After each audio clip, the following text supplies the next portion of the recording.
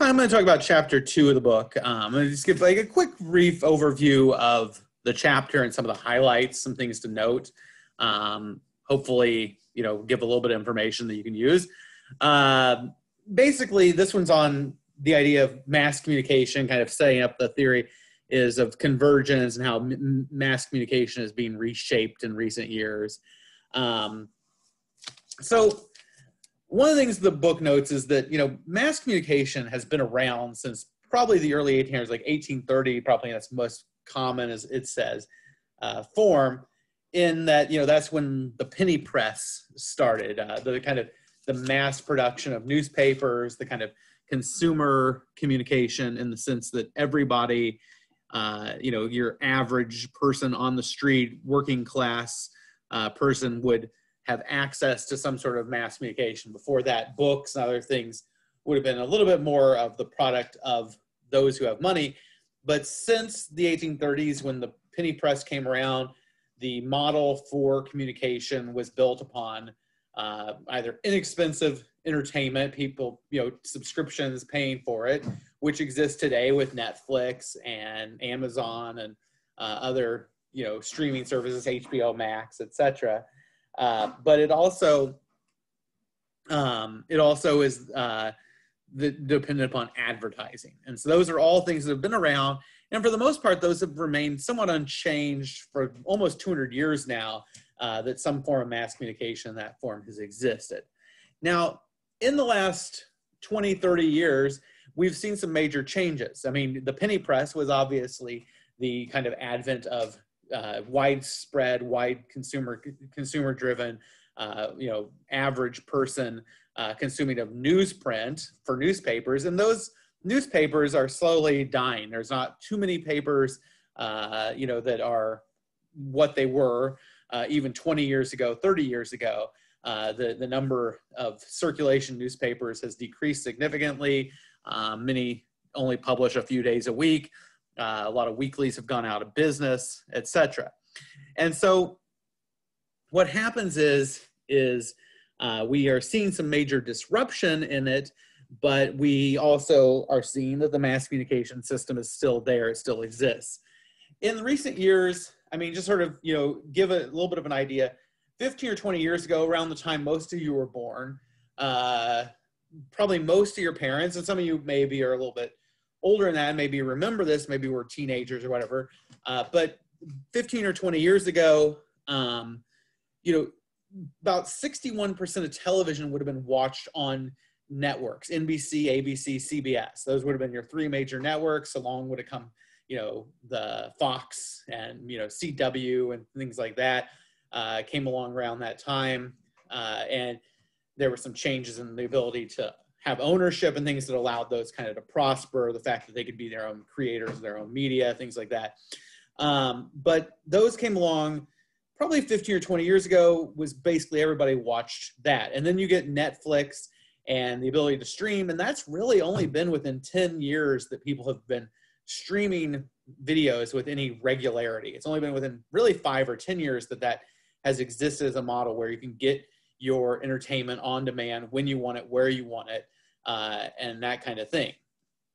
And so what happens is we have seen a pretty big shift to that. And so, 61% of people got it that way. And today, probably only about 30% of people watch TV or watch, the prime time television from CBS, NBC, ABC.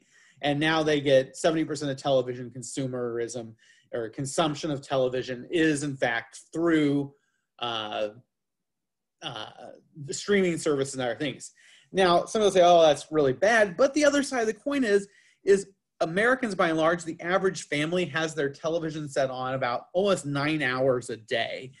The average home has about 9 hours a day of television viewing.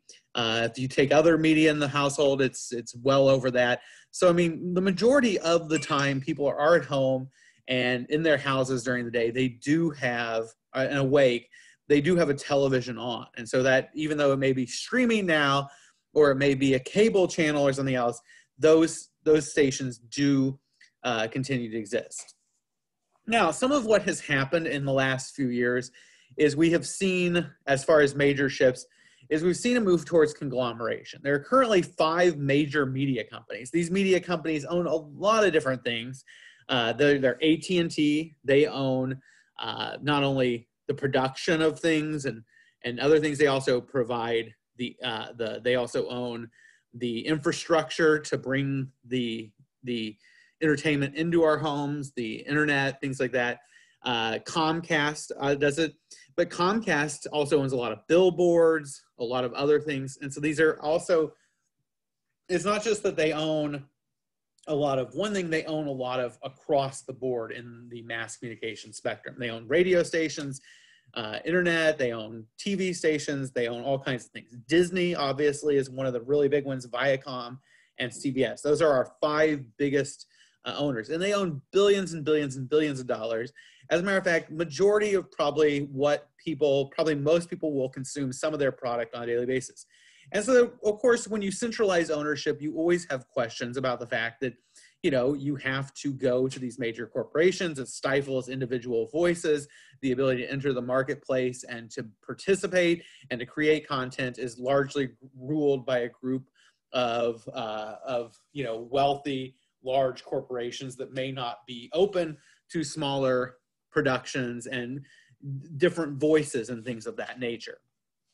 And as a result, those companies are largely looking for major scale productions. They want things that, you know, they can sell across America. They're not looking at, you know, because they can consume and they can build things on a mass scale. That's what they're wanting. They're wanting a larger audience. Now, as a result, they get what is known as like economies of scale. Economies of scale is like the idea that, you know, at least within this is sort of, that's on the media, but like we can also talk about like on the news side. The news side, you know, if you're Disney and you own 2 or 3 local networks and you own ABC, obviously, Disney owns ABC, and you own a couple cable channels, well, then you can have, you know, George Stephanopoulos, who does the Good Morning America. You can have him doing a bit for Good Morning America, but you can also have him creating content that you use in your theme parks and on your radio stations and in other venues, even at your cable productions and things like that. And so you can quickly get some scale off of the fact that you can use that thing over and over again. On a more direct level of, like, for example, with newspapers, if suppose, you know, there's 2 or 3 newspapers in this region, if you own, well, like for example, here in Central Illinois, the newspaper in Peoria, Rockford, and Springfield are all owned by the same company.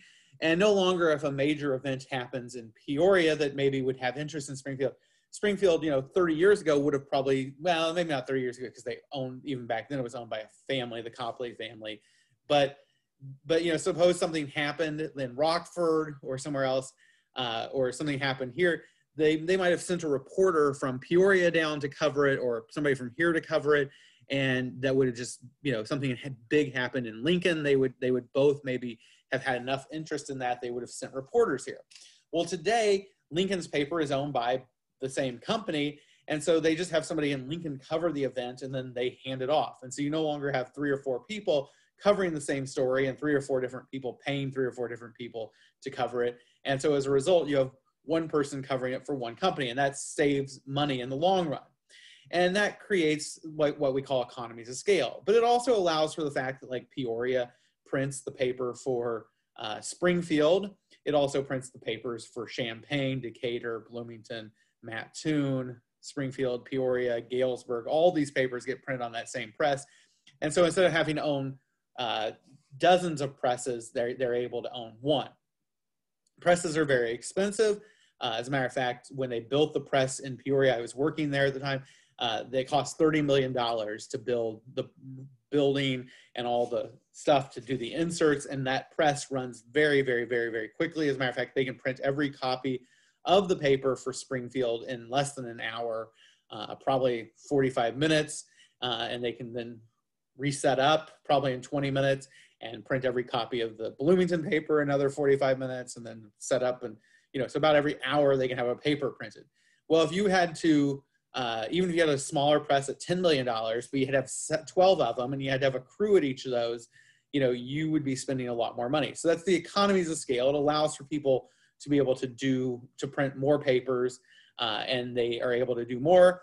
You're able to not have as many people covering it. You can have one group of people laying out pages.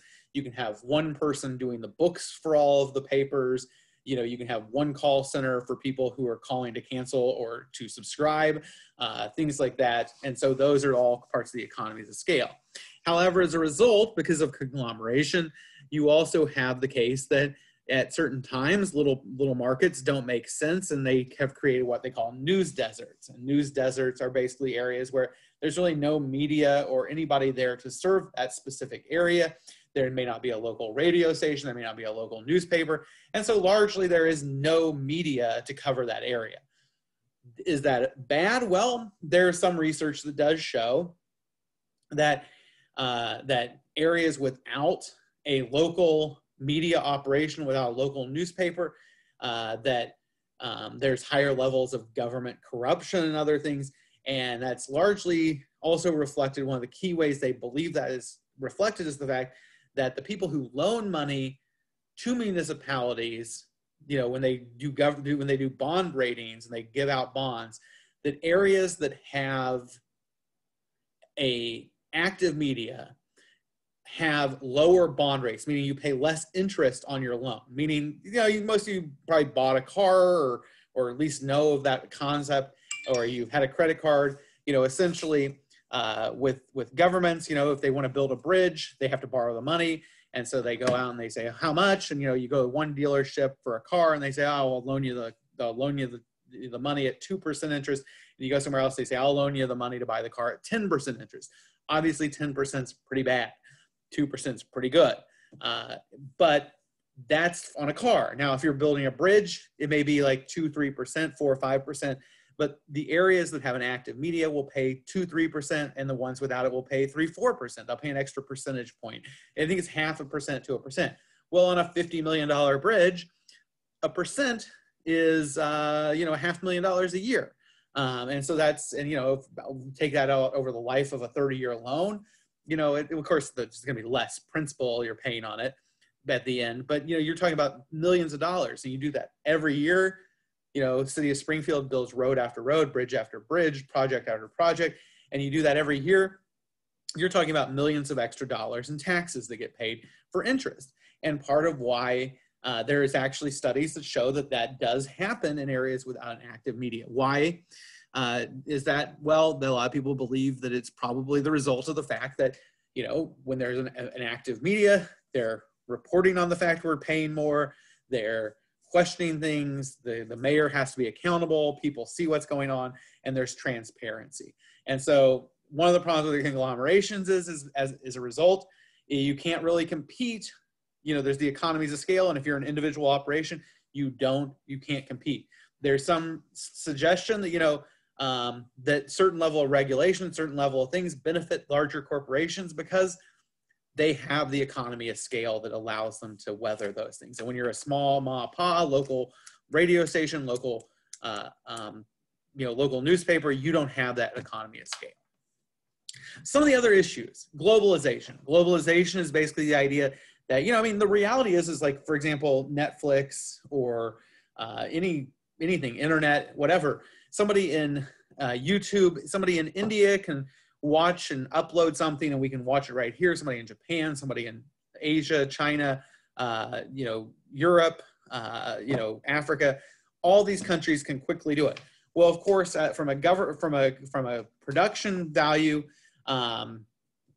if you're going to make a movie, you want that movie to be able to be played in multiple markets. As a matter of fact, there has been some evidence that movies that have the greater ability to play in other markets are oftentimes sought out by the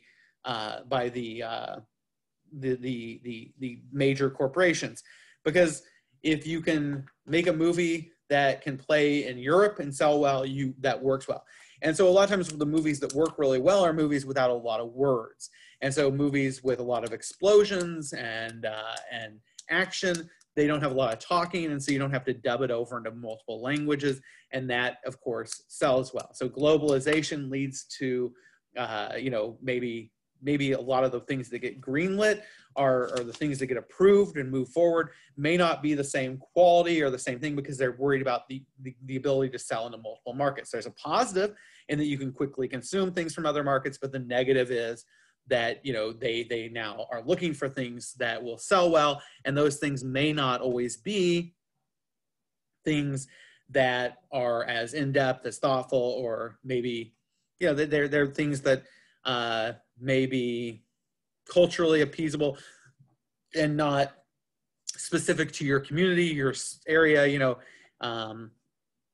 something that has a real appeal in Central Illinois isn't going to have an appeal maybe in Florida, maybe won't have an appeal in California, but definitely won't have an appeal in Germany. And so that becomes a question of how that happens. Some of the other issues that come along are audience fragmentation.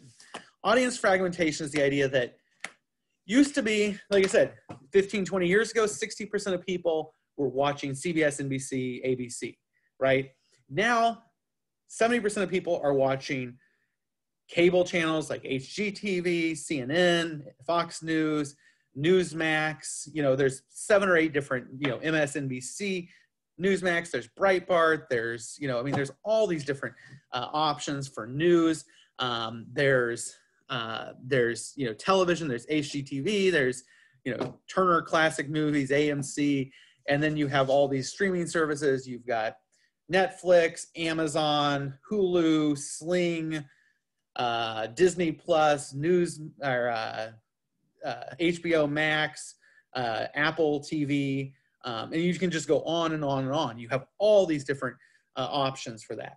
And so as a result, we oftentimes find that, you know, there are some people who they're really big into one specific show and I've never even heard of it, right? I mean, or there's another show that you maybe everybody's watched and other people have no clue. I mean, there are shows that sometimes like I'm like, well, maybe I'll get around to watching it one of these days. So I'll just give an example. The other day, I watched just a couple episodes of, because it was like a free weekend for HBO Max. I watched a couple episodes of Game of Thrones. Never saw it, right? But a lot of people did. That's probably one of the more popular ones. But even that, I would say 10%, 20% of people watch that. If you're one of the people who watched it, that consumed people. It was major. Everybody's like, oh, Game of Thrones, oh, you know, it's great. And it was interesting. I saw a lot of people beheaded and saw a lot of you know, R-rated material very quickly. And I mean, you know, which is fine. I'm not like, you know, I'm not complaining about it. I mean, it just is what it is. But it's, you know, I mean, it was definitely something that as an individual who had not consumed that was completely something I was unaware of. And so the audience fragmentation is the idea that there are people who are huge into like home repair and they're going to watch all your HGTV and they know all the characters, they know all the people. And it's like, it has its own little world. And then there are people who are big into like HBO Max, and there are people who are huge into like Netflix and they know all the shows and they know all this. And you have an audience that's very different, that has very different interests. They're not all location based. And so there's very niche, very, you know, niche, you know, levels. Things are very much specific. It allows for things like location based ads, because, you know, things like the Illini game might appeal to people in different areas, zone casting, and all of this is part of this audience fragmentation. The idea that there's no longer just this one massive cultural agreement, that we now have all these different. And so as a result, that does also add up to the cost, because you now can't get this huge audience, but you also have these companies that have these huge companies that have all these diverse audiences. And so it's kind of a weird division of how that affects the marketplace. Some things that are kind of universal are the ideas of hyper-commercialism. The idea there is that people are, you know, hyper-commercialism is the idea that, you know, everything has ads. I mean, you can't, you scan through Facebook, there are ads, there's ads at the side of every web page you go to, there's ads at the bottom of your news pages, you know, you go to the local newspaper, CNN, there's ad after ad after ad. And so what happens is there's sort of this, what we call hyper-commercialism. It's not just that there's commercials absolutely everywhere. You can't turn your back, you can't turn the corner without seeing ads. I think the number of ads an American sees in a day, I guess I have to look back, but it's somewhere in the ballpark of, I want to say it's over 1,000.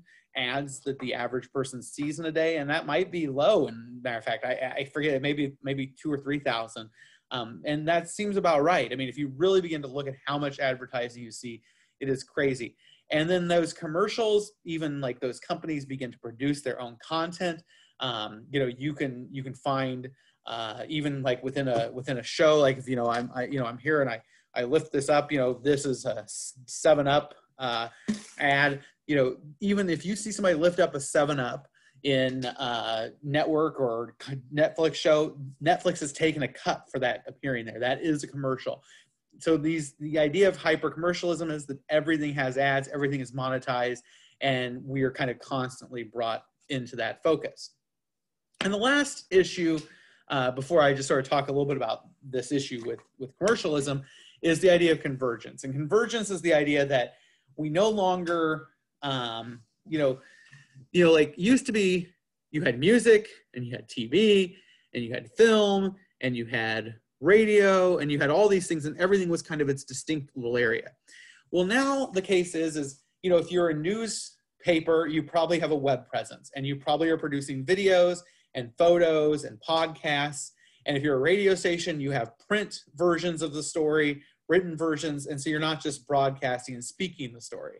If you're a television show, you probably have books about the production and about the show. You have merchandise where people can buy, a shirt with your favorite character on it, and you can go to Disney World and enjoy a teacup ride on the Seinfeld ride or something. There's a Star Wars world or whatever there. And so what happens is that's kind of this idea that, there's no longer one thing. They kind of mix together. They're no longer just like, this is this and this is that. They kind of, the lines of what is there. Now, this comes along with movies. For example, a film and television are no longer distinct things. It used to be if you were a television actor, a film actor, they were just different.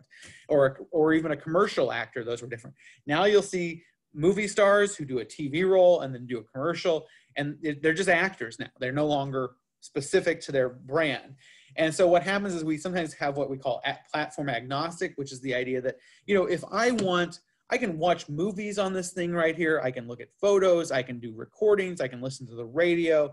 I can do pretty much anything I want on this little device here. As a matter of fact, even like things like I was actually just thinking about this because before I started this, I had to mute my TV, and I had, because I just had music going. And I had my remote control on my phone. No longer do you have to have a device specific to control the television, which is a remote control. It's all controlled with this one device, right? My remote control is on my phone. I can actually, I can turn up the music in the background, and I can turn it down, all with the touch of a phone. I don't have to point it at it, even though I kind of am, because it's going through my network. And so the case is there's just all these different things that things are no longer, this is music, this is TV, this is film. And you no longer have to have a device just to watch movies. You don't have to have a device just to listen to music. The radio is on your phone. Your phone is it's also a computer, and your computer is also a phone. I can talk and I can make this video on my phone. I don't have to have a video camera. And so that's the idea of all the distinctions are disappearing. Now, the last part of the book, it basically is asking this question of what is the product that media companies make? And there's two arguments, and this is a good essay question, a good discussion board question. It'll probably be a question for the exam midterm. But the question is are we the consumers, or are we the product? Most of the money that these media companies make, or a large part, is based upon advertising. And advertising is sold based upon the number of people who subscribe, the number of people who are watching your movie, the number of people who are, prime time viewers, the Nielsen ratings. And so to a large degree, they're trying to get enough people in seats. And so a lot of people like to think that, I'm the consumer and I'm the one deciding I'm consuming this show. But there's also a theory that you're not really the consumer, you're really the product. You are being lured in so that they can then sell your viewership onto a company to sell the ads. And so what is the real product? Is the product the content and you're the consumer of it? Or is the product you and you know, and you know, you're just being given content as bait. The bait, you know, the bait isn't fishing. The hook is what catches the fish, right? The bait doesn't catch them, it just lures them in. And yet fishing isn't about the bait, it's about the fish, right? And so the bait is the programming, the hook catches it, pulls, you know, the bait lures them in, hook catches them, and the product of fishing is the fish, not the bait, right? And so the question is what is the product of the media? Is the media a product, or is the consumer the product? And that's a question that makes for a fun debate, something to think about. But I won't do it here. If we were in class, we would spend some time discussing that, the pros and cons.